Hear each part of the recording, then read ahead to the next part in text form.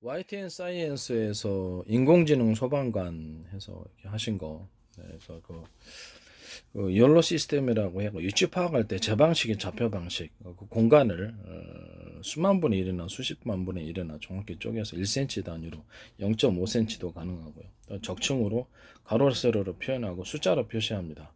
숫자 표시하고 이게 매우 중요한 기술 체계라서 제가 계속 반복할 수밖에 없습니다. 그 다음에 위로 적층해서 1cm 단위로 할 수도 있고요. 정확한 위치를 파악할 수 있습니다.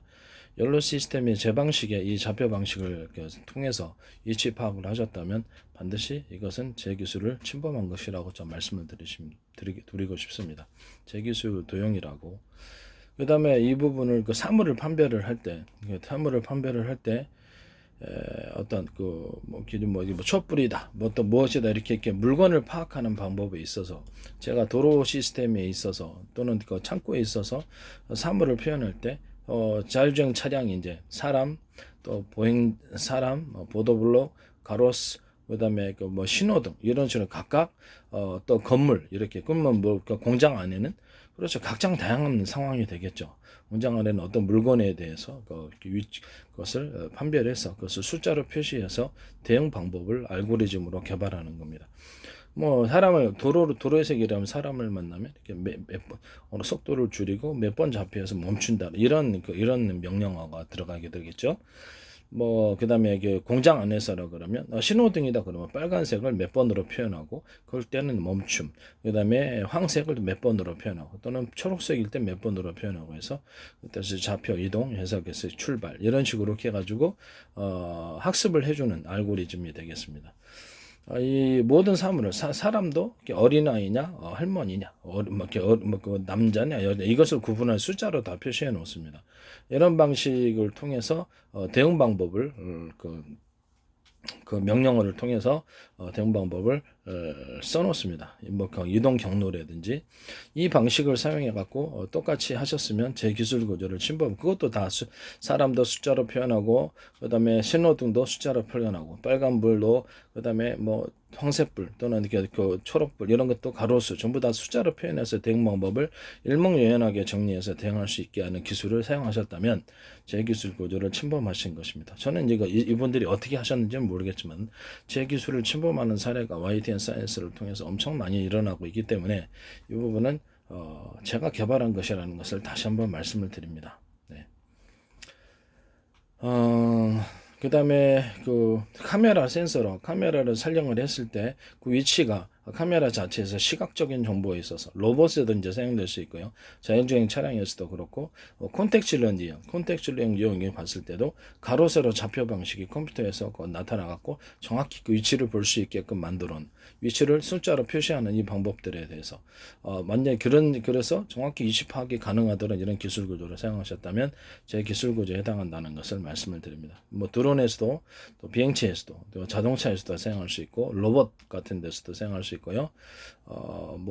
군에서도 이제 사용할 수 있겠죠. 군에 소형 장갑 차량, 소형 무기 실어 갖고 탑재하는 탱크처럼 생기는 그런 것들도 가능하고 위치 파악에 있어서 순간적으로 자신을 기점으로 해서 사전 좌표 전 세계를 수백 주분의 수천 분의 1로 쪼개서 가로 세로로 잡고 그다음에 단위를 1cm 단위로도 위로 올릴 수 있어요. 그건 숫자적인 계산이니까요.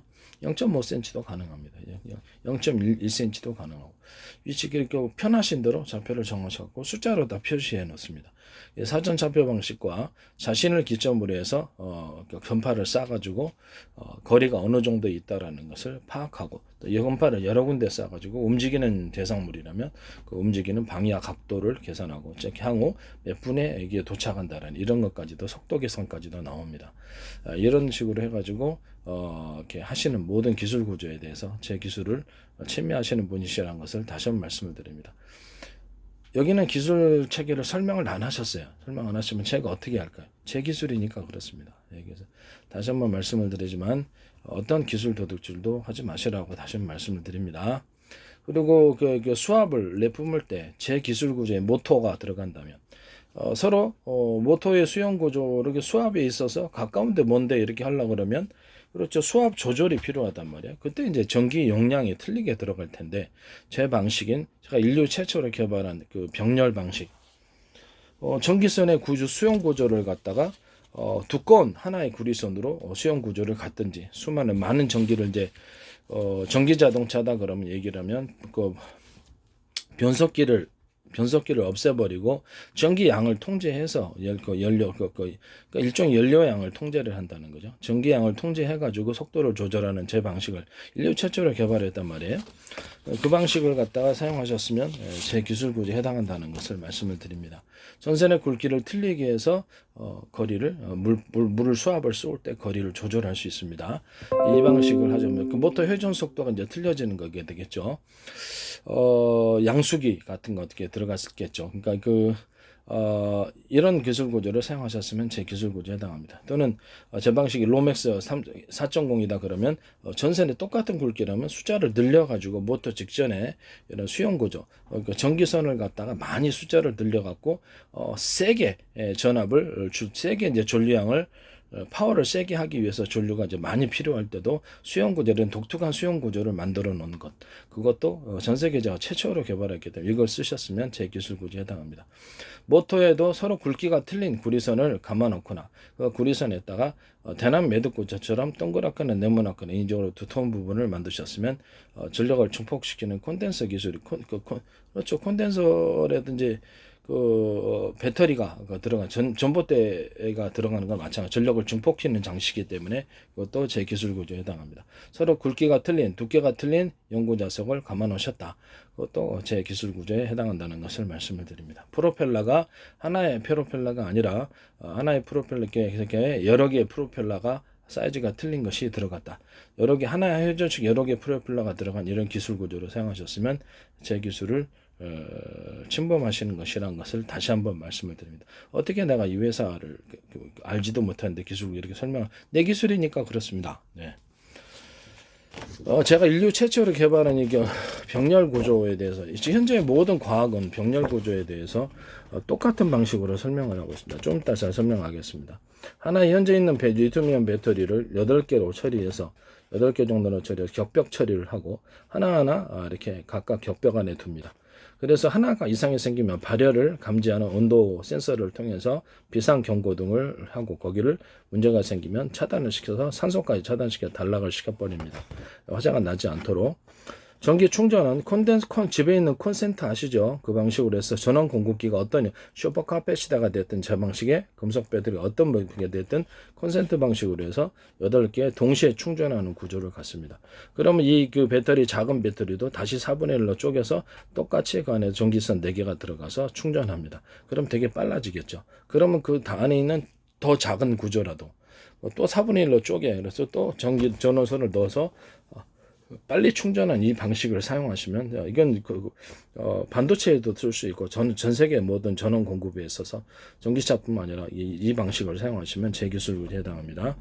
그리고 출력을 낼 때는 변속기 없애버리고 이것을 보통 1개에서 뽑아낼 때, 2개에서 뽑아낼 때, 3개에서 배터리 4개에서 뽑아낼 때 이런 식으로 해서 여러 개의 배터리에서 그 전기량을 뽑아내 가지고 그 출력을 조절할 수 있습니다. 변속기 없애버리는 겁니다. 변속기 없애는 구조는 제 기술 구조밖에 없습니다. 전 세계 인류 최초로 개발했으니까. 제가 과학적인 사기를 하나 발견했다 그랬죠. 병렬 방식인데 직렬과 병렬로 들어오는 것이 전기가 양이 똑같다는 거예요. 그래서 되게 이상하게 난 생각을 했거든요. 왜 그렇지? 참고 배터리가 각 100씩의 그 전기를 공급할 수 있다 그러면 1개에서 받으면 100이고 2개에서 받으면 200이고 3개에서 받으면 300이고 4개에서 받으면 400이지 어떻게 똑같이 100이냐 알고 봤더니 전선에 사기가 있었습니다. 전선의 수용 구조가 100밖에 수용을 못한다고 했을 때 그럼 이거 전선을 2개로 만들어라. 그러면 3개로 할 때 3개로 그럼 늘려라. 전선의 굵기를 4개로 늘려라. 이렇게 전선의 숫자가 로맥스 4.0 똑같은 굵기라면 선의 숫자를 많이 늘려갖고 수용 구조를 만들어주는 것. 그런 기술 구조를 사용하셨으면 제 기술 구조에 해당한다. 이게 핵심입니다. 저때 전기로 이렇게 드론 하시는 거, 전기 모터를 갖고 그것도 제 기술에도 이렇게 들어갔으리라고 생각합니다. 내가 어떻게 그 회사를, 이거는 인류 최초로 개발했기 때문에 수십조, 수백조의 기술입니다. 이것은 쓰셨으면 제 기술들을 그렇죠 도용하신 것이 되십니다. 어떻게 됐는지 모르죠. 썼는지 안 썼는지. 이 회사의 기술을 내가 어떻게 하겠어요. 그죠? 아니면 전선을 두껍게 해서 전력을 사방돼서 강하게 들어오더라도 충분히 수용할 수 있도록 전선을 두껍게 하거나 구리선을 이 두 방식을 사용했을 겁니다. 또는 그 직전에 모터에 들어가는 그 구리선이 수용 구조가 서로 굵기가 틀린 구리선들이 배치되어 있으면 제 방식인 펄스 방식의 펄스를 형성하는 그런 전기를 저기 쓰셨기 때문에 이건 인류 최초로 제가 개발한 거거든요. 제 기술은 결코 엉터리가 아닙니다. 저는 전리층을 그 우주에서 그 빛을 태양빛을 갖다 유도하는 장치랑 아는 인류 최초의 사람입니다.